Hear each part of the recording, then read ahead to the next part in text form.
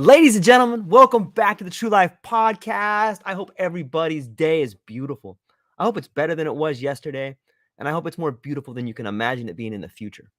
I got a quote that I want to start with, and it goes like this: "Kindly let me help you, or you'll drown," said the monkey as he safely placed the fish high above the tree, high above in the tree. That's funny, right? It's funny because it seems to me that is the pattern in which so many of us use today, is this idea that we think we know what's going to happen. We have an idea of what's going to happen, but it's usually just a pattern of thinking. We were supposed to have an incredible guest, Mr. Thomas Talbot, on the show today, but it looks like we had a bit of a scheduling error. But he does bring up some interesting points. He's got a company called Life Code. And while I don't thoroughly know what Life Code is, and I'm looking forward to speaking with him in the future, I can give you some ideas about life and codes, and I kind of wanted to go into a little bit of what I thought he might be talking about today. So when you think about life and code, those two things they're not really symmetrical to me. When I think of life and code, I think of something that is almost the antithesis of something.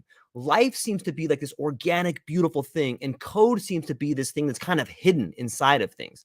And so for me, code has this negative connotation of something that's being hidden. And life is something that's right there in front of all of us. It's something that we can all grasp. It's something that we can all be a part of. When I think of life and code, I think of patterns. And that's what I want to talk a little bit about today. So let's think about this idea of patterns. What is a pattern? A pattern is something that's often described as a behavior. A pattern is often described as something that you do on a repetitive basis. Can you see my cat up there? Freddie. He's such an animal. I love that guy. So back to the idea of patterns.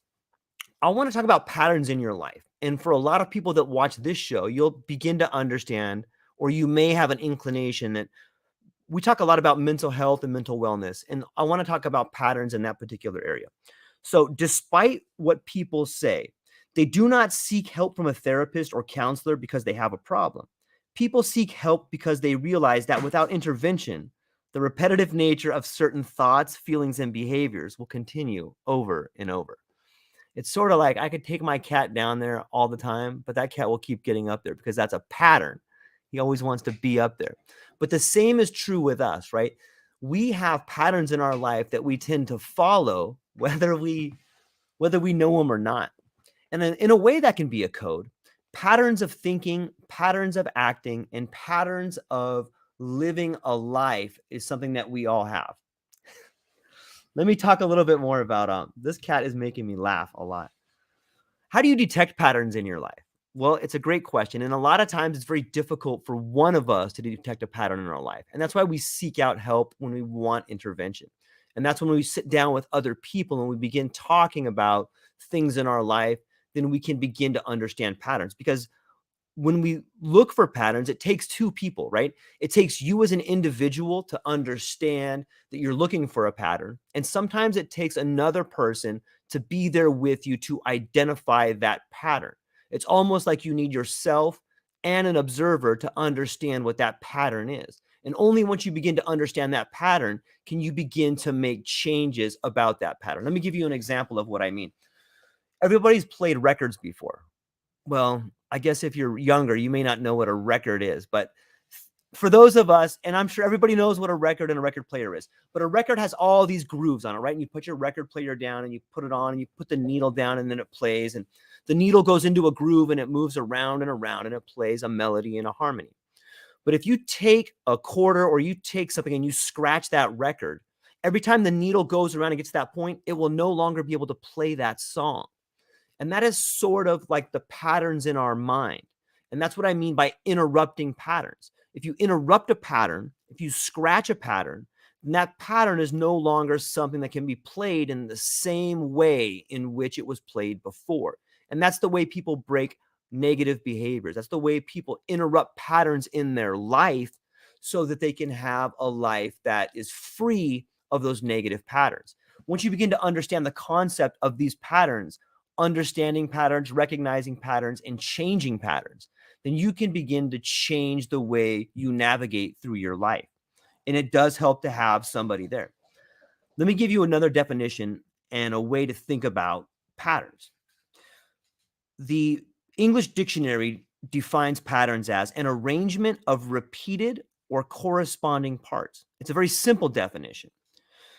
And the simple definition specifies three distinguishing characters of all patterns. First, they are made up of parts or components which constitute the raw material out of which the pattern is fashioned. Second, there is an arrangement such that the parts are in relation to one another. And third, the arrangement repeats or corresponds, so there is some continuity, some continuity, some non-randomness, some predictability.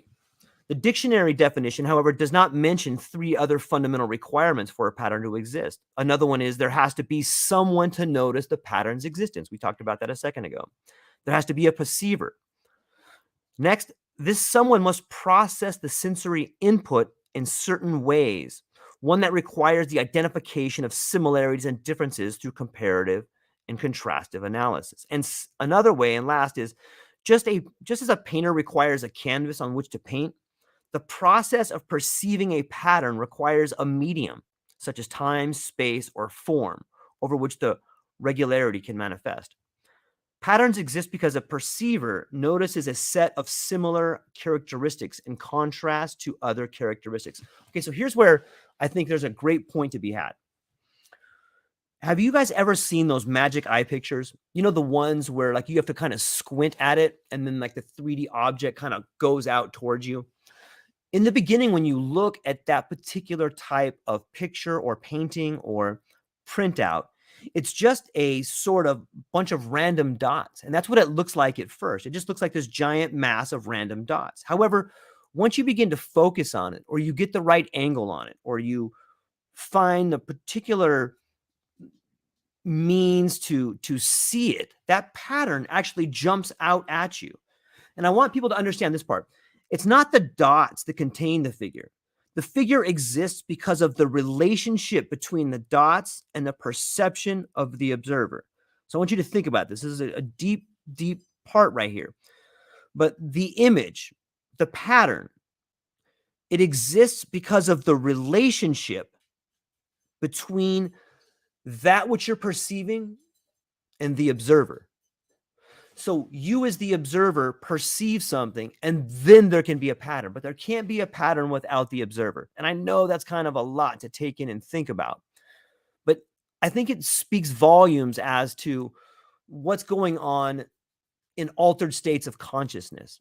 What I mean by that is that people who have had a high dose of a psychedelic tend to see themselves from a third person point of view at times. They tend to see themselves in almost an observer role.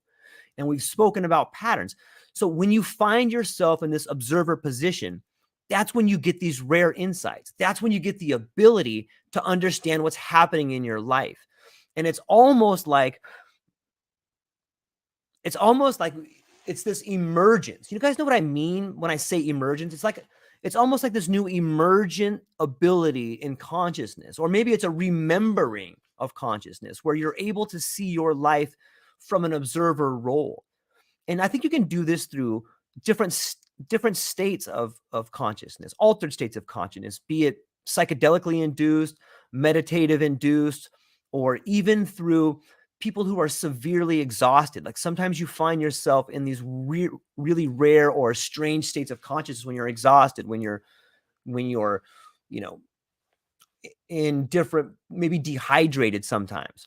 But you find these altered states of consciousness allow you to see yourself in this other role. And when you do that, that's when you have these aha moments. That's when you have these moments of clarity.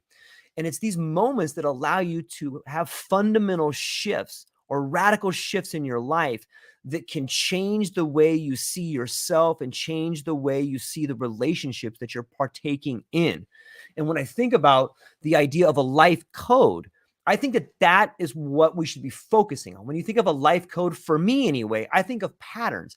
And I think of this new emergent pattern of seeing myself as the observer. And I'm curious if any of you out there are able to do the same thing. And if you're not, I think that if you begin to focus on it, if you use the idea of those magic eye images and just meditate on that for a minute, or think deeply about why those projections jump out at you, you can take that same method and apply it to your life, and you can begin to see yourself in a way or a light which you've never seen before. It's been helpful to me, and it's been helpful to a lot of people that I've spoken with. And I think it's a great exercise that people can try. It's this idea that you are more than the past and the future.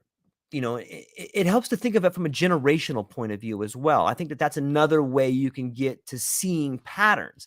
If you see for a moment the way your grandparents were, the way your parents were, and the way you are now, that's a great way to see an emerging pattern taking place. It's also a great way for you to understand some of the problems in your life that you may be headed towards, or it gives you insight on problems in your life that you may need to solve now.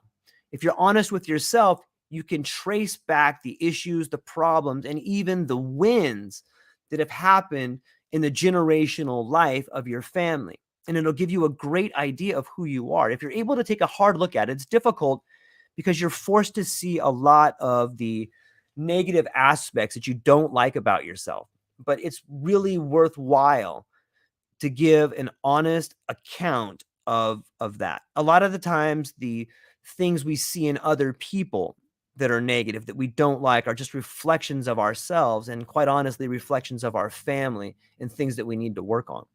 Well, I just wanted to give a quick little tidbit here about life code, patterns, emergence, and how to use the idea of yourself as the observer as a way to get through some difficult times. So hopefully you can take this quick little 15-minute blurb, apply it to your life, and if you can't, just throw it out. But thank you all for taking a moment to listen to this. Hopefully we'll get Thomas Talbot on here rescheduled. Thank you for your time today. I hope everybody has a beautiful day. Aloha.